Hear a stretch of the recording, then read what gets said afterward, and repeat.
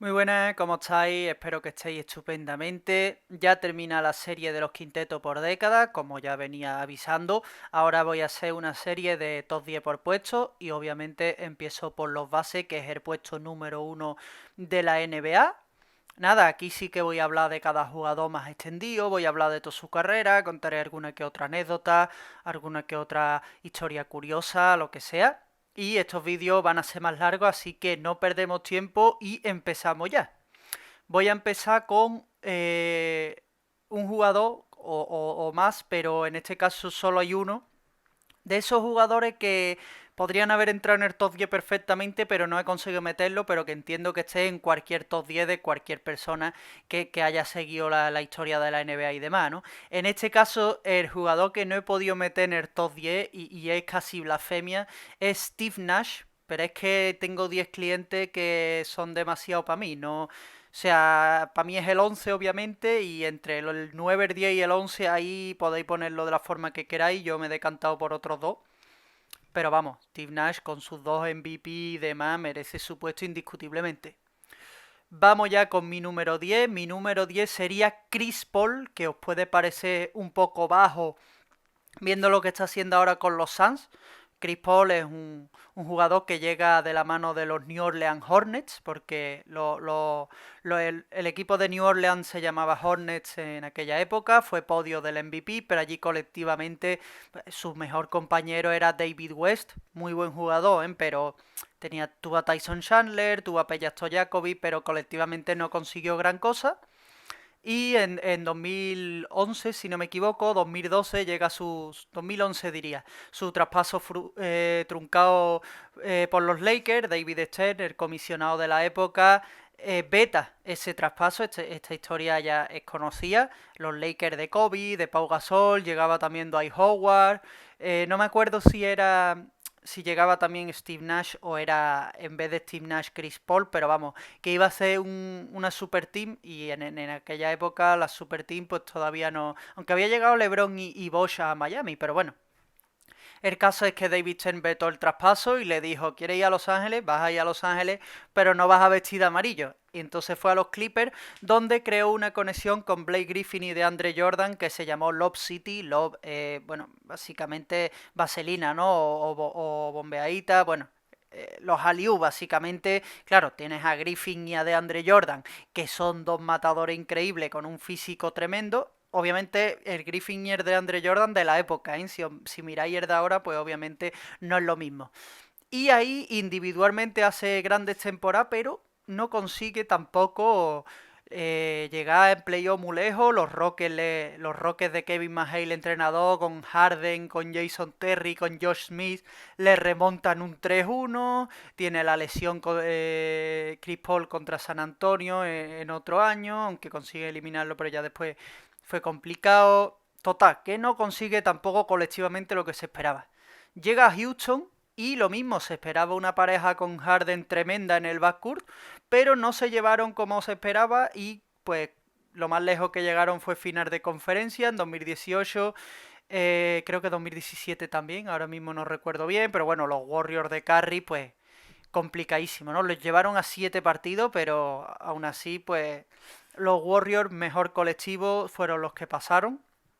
Y llegamos al año 2019, donde Chris Paul llega a OKC, a Oklahoma, donde no se espera absolutamente nada. Además había firmado un contrato gordísimo, era el presidente, no sé si lo sigue siendo, pero era el presidente de la Asociación de los Jugadores, un contrato criticadísimo. Y bueno, el caso que llega a OKC, un equipo del que no se espera nada, y con Chris Paul armando, con Billy Donovan de entrenador, con Shai Gilgeous-Alexander, con Danilo Gallinari, con Steven Adams, con Dennis Schroeder y compañía, consigue meter a los Thunder en playoff, pero además creo que fueron quinto y se fueron en primera ronda de los playoffs contra los Rockets en 7 partidos, en una serie que podrían haber ganado perfectamente. Espectacular, eso lo hizo ficha por los Suns. Al mismo tiempo llegó Jay Crowder, estaba ya Devin Booker y ahí formaron un buen equipo, pero se esperaba a los Suns que volvieran a playoff después de una larga ausencia, pero ni muchísimo menos llegar a las finales, y Chris Paul los llevó a las finales. Este año los Suns han empezado otra vez con el turbo puesto, veremos a ver qué es capaz de hacer Chris Paul como base, ¿no? Todavía titular con muchos minutos de ese equipo, pero si Chris Paul gana un anillo, ojito, ¿eh? Porque no estará al 10 ni muchísimo menos. Y bueno, estamos hablando de un tío que es tercero en asistencia en la historia, quinto en robo, abrió un club hace no mucho de 20.000 puntos, 10.000 asistencias. Digo abrió porque LeBron y Westbrook llegan volando. Y estamos hablando de un tío, obviamente, múltiples veces All-Star, uno de los mejores defensores base de la historia, además es bastante bajito para lo que es las dimensiones, ¿no?, de los jugadores NBA. Como he dicho, es top 5 en recuperaciones, ha sido 4 veces, no sé si siempre me equivoco, es 4 veces máximo asistido, aunque este año va camino de conseguirlo una vez más, y 6 veces máximo recuperado, o al revés, 6 veces máximo asistido y 4 máximo recuperado, nunca estoy seguro, pero bueno, si todo sigue así, el equipo sigue así, va a seguir sumando All-Star, los All-NBA también tiene unas cuantas apariciones, bueno, en resumen, el Point God. En el puesto número 9, y esto ya sé que va a crear polémica, pero lo voy a explicar, he puesto a Russell Westbrook. Digo va a crear polémica porque hablamos de un jugador que crea unos debates interminables. Westbrook hay gente que lo pone top 5 y hay gente que no lo pone ni top 20. Tiene un abanico espectacular porque entiendo que es un jugador que frustra mucho. Su estilo de juego, su forma de jugar frustra mucho, pero cuando está bien es impresionante y hay que decir que es único en la historia. Llegó a Oklahoma en 2012, el equipo joven, ya lo sabéis, ¿no? Con Kevin Durant, con Harden de sexto hombre, llegan a las finales. Luego sigue en Oklahoma, se le esperaba a los Thunder que llegasen varias veces a la final, pero no lo consiguen. Estuvieron cerca en 2016 de cargarse a los Warriors en la final del oeste, ya después se fue Durant, llegó Paul George, bueno, ya más o menos conocéis la historia, luego ha estado los Rockets con Harden, no funcionó, en los Wizards pues tampoco funcionó, primera ronda de playoff, pero nada, y ahora en los Lakers pues de momento han empezado bastante mal para lo que se esperaba de ellos, pero bueno, veremos, nunca se sabe qué puede pasar. Estamos hablando de un jugador único, estamos hablando del jugador con más triples dobles en la historia, estamos hablando de un tío que solo Oscar Robertson había hecho un triple doble de media en una temporada. Westbrook lleva 4 de momento, con unas medias en el rebote y en la asistencia. Bueno, en la asistencia se ha visto, ¿no? Pero en el rebote para un base es algo nunca visto. Además, un base de 1,90 1,91. Oscar Robertson es 1,96 1,98. Ya era más alto. Bueno, es más alto, ¿no? Pero digo, era porque ya no juega, obviamente. Russell Westbrook está en un club de 22.000 puntos, 8.000 asistencias. No sé si entrará Chris Paul, pero ese grupo a día de hoy solo lo forman Oscar Robertson, LeBron y él.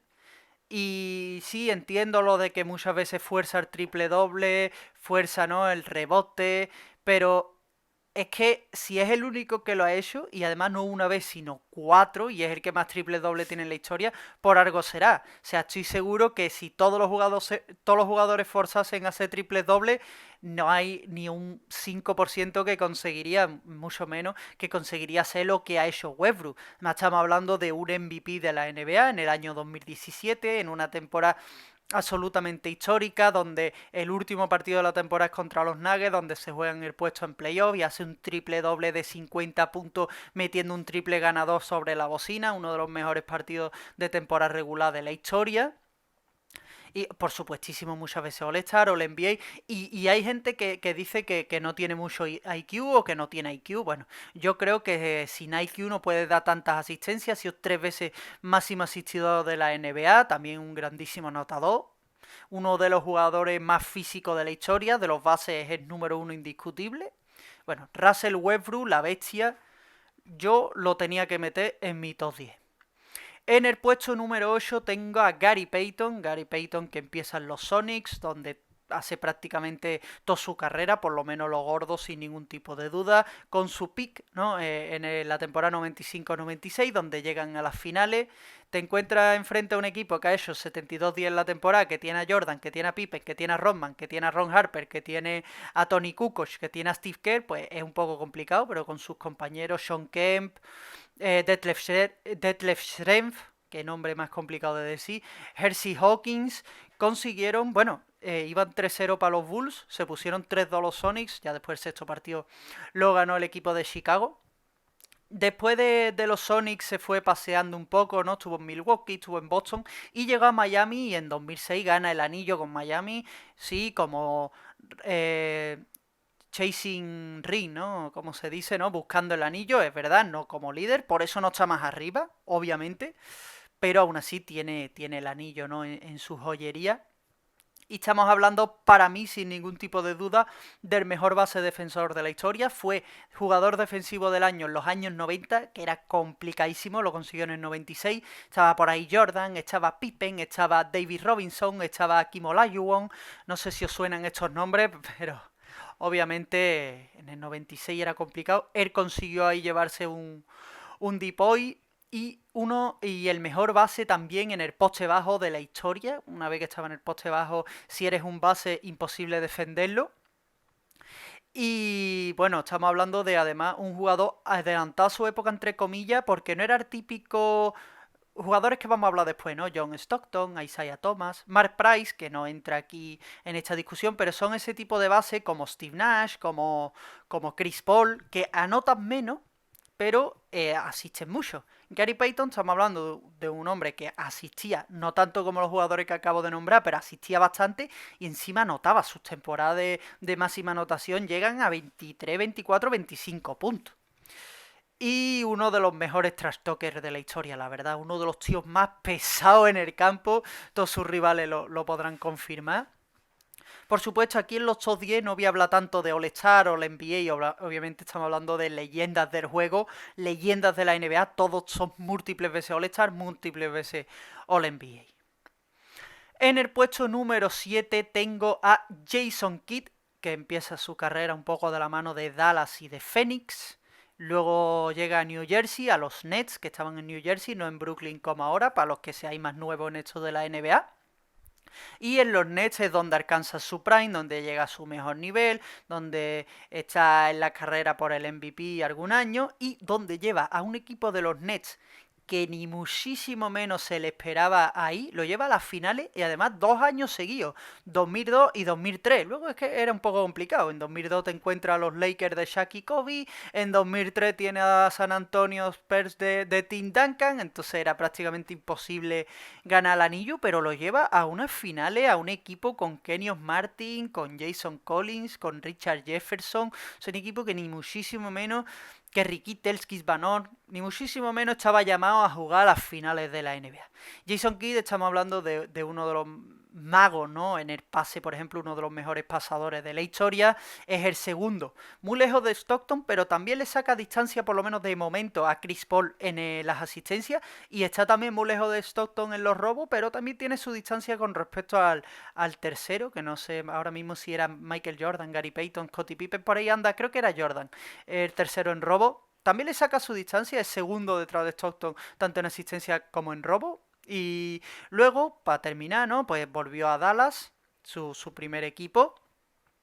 Y en 2011 consiguió ese anillo donde, obviamente, no es lo mismo que si hubiese ganado, ¿no? Lo que he dicho con Peyton, con su anillo en Miami. No es lo mismo que si hubiese ganado un anillo con Seattle, con los Sonics en el 96, por ejemplo, que llegan en las finales. Pero aún así era el base titular de Dallas en 2011 y preguntarle a Nowitzki, estoy seguro que estaba encantadísimo de tener a Jason Kidd de base, ¿no? En el puesto número 6 tengo a Bob Cousy. Bob Cousy, que tiene 6 anillos en 7 finales, porque obviamente cuando juegas en los Celtics de finales de los 50 y de la primera mitad de los 60, pues tienes a Bill Russell, tienes a Sam Jones, John Havlicek que llegó un poco después, Casey Jones, bueno, tienes un equipazo y además había menos equipos que en la NBA actual, por eso también Bob Cousy no está más arriba, porque por lo que ha conseguido podría estar más arriba, pero en la prehistoria de la NBA y con todo mi respeto, yo respeto muchísimo y valoro muchísimo a los jugadores de los años 50 y 60. No es lo mismo que la NBA actual, donde tienen más equipos, donde tienen más superestrellas, es más complicado y bueno. Cousy Houdini es su apodo, o sea, Houdini, que para quien no lo sepa, un escapista, uno de los magos más conocidos de la historia. Y estamos hablando del jugador que manejaba los primeros contraataques de la historia, porque tenían a Bill Russell que cogía el rebote, balón a Bob Cousy subía el balón y ya pues ahí tenía abierto a Sam Jones, tenía a quien fuese, ¿no? A Tom Heinsohn, tenía a sus compañeros ahí bien abiertos, a Bill Russell que llegaba a la carrera por detrás, bueno, estamos hablando de uno de los mejores pasadores de la historia, como siempre, ¿no? Un montón de veces All-Star, un montón de veces All-NBA y demás. En el puesto número 5 he puesto a Oscar Robertson, de Big O, que en los años 60 jugó en los Cincinnati Royals, no tenía un grandísimo equipo, entonces colectivamente no consiguió gran cosa. Estamos hablando de un jugador que, como he comentado antes con Westbrook, consiguió hacer un triple doble de media en una temporada, pero es más, si coges las cinco primeras temporadas de Robertson en carrera y haces una media de esas 5 temporadas completas, está en triple doble de media. Me parece impresionante. Es el base más reboteador de la historia de momento. Mientras que llegue Westbrook sigue siendo él. Fue MVP de la NBA en el 64, por cierto. Bob Cousy, que no lo comentaba antes con él, también lo fue en el año 57. Bueno, como estaba diciendo, Oscar Robertson fue MVP de la NBA en el 64. Perdón. Y a principio de la década de los 70 se fue a Milwaukee, a los Bucks, y ahí consiguió ganar su anillo en el 71. No es lo mismo que si hubiese ganado un anillo con los Royals, siendo el líder indiscutible del equipo. En el 71 en los Bucks había un tal Kareem Abdul-Jabbar, que era el líder de Milwaukee, y él pues era el base titular del equipo, era el segundo mejor jugador del equipo. Es un anillo importante, pero claro, si lo hubiese ganado con Cincinnati, probablemente estaríamos hablando de un top 3. Como lo ha hecho con Milwaukee, pues un top 5. Tampoco está mal. Además, hablamos de un jugador importantísimo en los derechos de los jugadores. Creo que fue el que creó y el primer presidente de la asociación de jugadores, el que dijo, chavales, nosotros hay que cuidarnos, o sea, cuando nos retiremos tenemos que tener un sueldo para no caer en la mierda. Hay muchísimos jugadores NBA. Hay una charla que podéis ver, está en YouTube, de Ibai con Pau Gasol, donde hablan de eso, de que el 60% de los jugadores de la NBA cuando se retiran acaban en quiebra, en bancarrota. Y Oscar Robertson fue ahí de los primeros, con Bill Russell, con Kareem Abdul-Jabbar. Hay que darle su homenaje, ¿no? A ese tipo de gente, me parece importantísimo. Oscar Robertson era Mr. Triple Doble antes de que llegase Westbrook y bueno, nada más. En el puesto número 4 he puesto a John Stockton. Hay gente que piensa, bueno, hay gente que lo pondría más arriba, pero es un jugador que no ha sido MVP, que no ha ganado anillos, pero tiene otras cosas. Estamos hablando del máximo asistidor de la historia de la NBA con una diferencia escandalosa. Estamos hablando del máximo recuperador de la historia de la NBA con también una diferencia escandalosa. Llegó a jugar 2 finales, como todos sabéis, contra los Bulls de Jordan, 97 y 98, las dos seguidas. Hay esa discusión, ¿no? ¿Quién era el líder del equipo? Si él o Karl Malone. Karl Malone es el segundo máximo anotador de la historia. Está claro que sin Karl Malone Stockton no habría dado tanta asistencia y sin Stockton Karl Malone no habría metido tantos puntos. Es un dúo. Y una cosa que me encanta de Stockton cada vez que lo veo y que me parecía curiosa y quería contarlo, él jugó 19 temporadas en la NBA. Pues de esas 19, en 17 juega los 82 partidos de temporada regular. No se pierde ni uno. O sea, físicamente lo que es regularidad, lo que es aguante, cardio, longevidad, está arriba del todo en la historia. Muchos jugadores, ¿no? Isaiah Thomas, Gary Payton comentan, te enfrentabas a Stockton y era 14 asistencias, te había metido 3 de 4 en triple, 14 puntitos, te recuperaba 3 balones y te perdía ninguno, o uno. Porque además en el ratio asistencia balones perdidos también es un enfermo mental, está arriba del todo en la historia. Entonces, bueno, Stockton, por esto y mucho más, Dream Team del 92, como podéis ver ahí, pues para mí es el cuarto. El tercero para mí es Isaiah Thomas, menos conocido que Stockton, por ejemplo, incluso que Oscar Robertson, más infravalorado para mí. Es que estamos hablando del líder del mejor equipo del final de la década de los 80.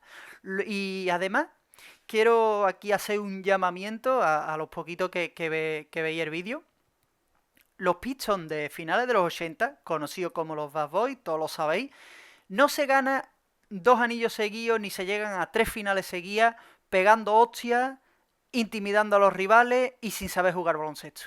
Eso no hay manera. O sea, tenían un equipazo con Mark Aguirre, Bill Laimbeer, que es el jugador más guarro de la historia de la NBA, tenía una buena muñeca, un buen tirito a media distancia, incluso podía tirar de tres. Era un jugador de baloncesto de verdad. Joe Dumars es un escándalo, es uno de los mejores escoltas, de los 15-20 mejores escoltas de la historia. Por supuesto a Isaiah Thomas, Dennis Rodman que defendía que no era normal, y luego pues tenían ese tipo de jugadores, ¿no? Que siempre hace falta, como Rick Mahorn o como John Salley, que eso ya les costaba, sobre todo Rick Mahorn, les costaba más lo que es técnicamente y demás, pero a la hora de defender, de partirse la cara, que siempre hace falta en un equipo, si miráis todos los mejores equipos de la historia, todos tienen, Bruce Bowen con los San Antonio, con la dinastía de San Antonio, Pachulia en los Warriors, hay mil y un ejemplos de ese tipo. Y bueno, Isaiah Thomas, estamos hablando de, como he dicho, líder del mejor equipo de finales de los 80, perdieron la final del 88 contra los Lakers, 89-90 es un back-to-back. Y estamos hablando de uno de los mejores bajitos de la historia de la NBA, mide. Es que me sale hablar en pasado cuando ya no juegan, pero bueno, siguen vivos toda esta gente. Mide 1,83, cosas así. También uno de los mejores pasadores, llegó a rozar las 14 asistencias por partido en su temporada más prolífica en asistencias por partido. Nunca llegó a los 20 puntos de media, pero también sabía anotar. Estamos hablando de un jugador que se dejaba la vida, que en un partido de playoff contra los Lakers se lesionó, metió 25 puntos en un cuarto, lesionado, aunque perdieron el partido y perdieron la serie, pero bueno, eso había que destacarlo también. Uno de los jugadores con más corazón por el baloncesto y en la pista, que se dejaba la vida. Y bueno, como he dicho, Isaiah Thomas para mí es podio en la historia de los mejores bases. Número 2, y no sé si será polémico o no, yo creo que ya se ha ganado bastante el respeto, pero hace unos años pues mucha gente no le gustaba. Número 2, Stephen Curry.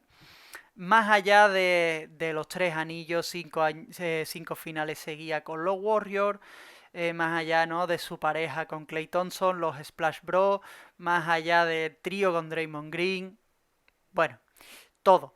En los triples no tiene ningún tipo de sentido. Este mes, principio del que viene como muy tarde, pero vamos, eso es si se pierde 1 o 2 partidos, porque si no se pierde ninguno, este mes se va a convertir en el triplista, en el jugador con más triple de la historia en temporada regular, porque si sumamos temporada regular y playoff ya lo es. Estamos hablando del mejor tirador de la historia, de uno de los mayores, si no el mayor show de la historia en una pista de baloncesto. Cuando Curry tiene la muñequita caliente, eso es un must watch, como dicen en Estados Unidos. Hay que verlo, o sea, obligatorio verlo. Estamos hablando de uno de los mejores, si no el mejor jugador sin balón de la historia. Curry no tiene sentido. Si os fijáis en el juego de los Warriors, Draymond Green tiene casi más el balón que él, Jordan Poole, Wiggins. Curry empieza a correr, ¿no? Empieza a dar vueltas, a pasearse por la pista hasta que se queda solo, y ahí pues ya. Y si no, también sabe crearse su propio tiro. O sea, tiene un manejo de balón que es espectacular, que está entre también los mejores 10-15 mejores de la historia en manejo de balón, entonces se puede crear su propio tiro. Y lo que es impresionante con Curry es que cuando no tira bien, como siempre atrae a 1 o 2 jugadores y además tiene muy buen pase, luego pues puede soltarla y siempre se va a quedar alguien libre. Si esto obviamente tiene mucha parte de responsabilidad de esto Steve Kerr, ¿eh? Obviamente, no hay que quitar una cosa, no quita la otra. Pero os pido que vayáis a YouTube y veáis resúmenes de los Warriors de esta dinastía, desde 2014 hasta hoy en día, como Curry, cuando tiene un mal día en el tiro, como él atrae a tantos jugadores, no lo pueden dejar entrar, no lo pueden dejar tirar del logo, porque es que si no te la mete, no, es que no tiene ningún tipo de sentido. Ha sonado muy bien eso, por cierto, lo de si no te la mete, increíble. Ha quedado perfecto. Curry, además de eso, pues 2 veces MVP, único MVP unánime de la historia en la temporada 2015-2016 y es el mejor récord de la historia. Eso es algo colectivo, por supuesto, los Warriors. Pero el 73-9, el líder de ese equipo era Stephen Curry. Además no estaba Durant todavía, así que más mérito todavía. ¿Qué iba a decir yo? Se me ha ido. Ah, sí, que por desgracia para los Warriors, por suerte para los Cavaliers, no consiguieron ganar ese anillo, si no sería la mejor temporada de la historia global, ¿no? Contando temporada regular y playoff. No lo consiguieron, pero bueno, aún así el récord en temporada regular lo tiene. MVP unánime, 2 veces máximo anotador, el mejor triplista de la historia, ya mismo lo será también estadísticamente.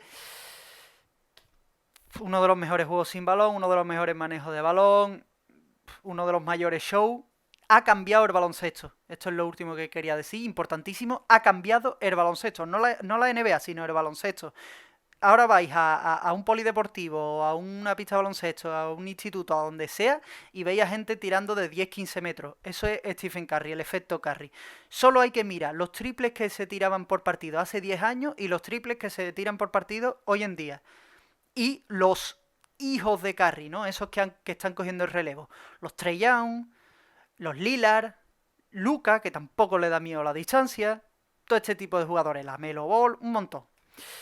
Y por último, mi número uno, y no sé si Curry podría llegar, la verdad que esto va a ser complicadísimo, pero bueno, veremos.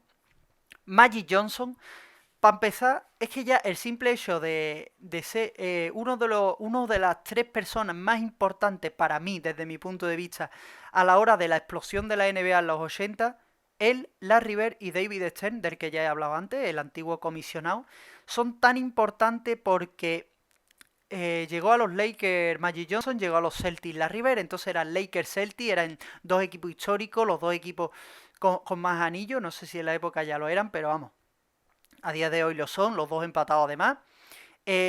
Los Ángeles, ¿no? El negro de barrio bajero, jugando en Los Ángeles, y el blanco, ¿no? Más campesino de Indiana, jugando en Boston. Era todo el fit perfecto para mí. Es, si no la mayor rivalidad de la historia del deporte, ¿eh? No del baloncesto es la primera sin ningún tipo de duda, pero del deporte para mí es top 3, si no es la uno.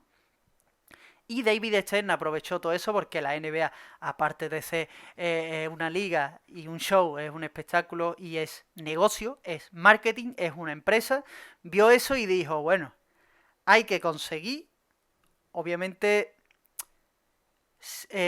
intentando que sea por lo legal, pero alguna vez no sé, bueno, no voy a entrar en polémicas más gordas de la cuenta, aunque ya con lo que he dicho ya he entrado. Que en las finales sea Lakers Celtics, lo consiguieron. Año 84, 85, 87 se enfrentaron en las finales. Magic Johnson, estamos hablando. Sí, cuando hablaba de show con Curry, yo creo que la discusión está con Magic Johnson. Son dos, vamos a decir, de los 5, ¿no? Jugadores más showman de la historia, por no decir de los 3, vaya. Años 80, 5 anillos, 9 finales, siempre ahí, llegando hasta las finales, menos en el 81 y en el 86, que las dos fueron Celtic Rockets, además, si no me equivoco, casualidad. Luego es capitán del Dream Team con Larry Bird. El Dream Team, que es importantísimo en la historia, algún día comentaré la historia, pero a partir de ahí se internacionalizó más la NBA y demás, porque llegaban a los Juegos Olímpicos las superestrellas, ¿no? Mundiales. Entonces Tony Parker, si tiene el número 9, es por Michael Jordan en Estados Unidos. Dirk Nowitzki, si tiene el 41, es porque Barkley tenía el 14. El 14 en Dallas no lo podía coger, lo invirtió y cogió el 41. Bueno, hay par de historias así interesantes. Magic Johnson, cuando dio positivo en el VIH, se tuvo que retirar, volvió para el All-Star, fue MVP del All-Star, haciendo ahí uno contra Jordan, metiendo un triple. Fue MVP del All-Star, como decía, luego volvió la temporada 95-96, aunque eso ya, bueno. Forma parte del club de las 10.000 asistencias, que no lo he comentado, pero ahí está Steve Nash, ahí está Chris Paul, ahí está Jason Kidd, John Stockton, Mark Jackson y él, a la espera de LeBron y a lo mejor Westbrook, veremos. Y también Magic Johnson, estamos hablando de la mejor media de asistencias por partido, con bastante diferencia por encima de Stockton y por encima de todos los que penséis, de Isaiah Thomas, de Chris Paul, de Nash, de Kidd. La mejor media de asistencias por partido en la historia. Bueno, no tengo mucho más que decir. El apodo es Magic y es que le viene perfecto. Por último, así de futuro, ¿a quién tenemos que tener en cuenta? Pues por supuestísimo a Luka Doncic hay que mirarlo mucho y también hay que echarle un vistazo a Trey Young a ver qué puede conseguir y demás, aunque lo veo más complicado, pero bueno, quién sabe, nunca se sabe. Y ya los Lillard, los Irving lo tienen ya casi imposible, ¿eh? Tienen que hacer algo muy loco para conseguir entrar en este top 10. Hasta aquí el vídeo, gente. Espero que os haya gustado. Muchísimas gracias por verlo. Dejadme en los comentarios qué os ha parecido, qué cambiaríais, qué dejaríais igual. Comentarme cuál es vuestro top 10. Ya sabéis que el próximo será el top 10 de Escorta. Nos vemos pronto. Un saludo.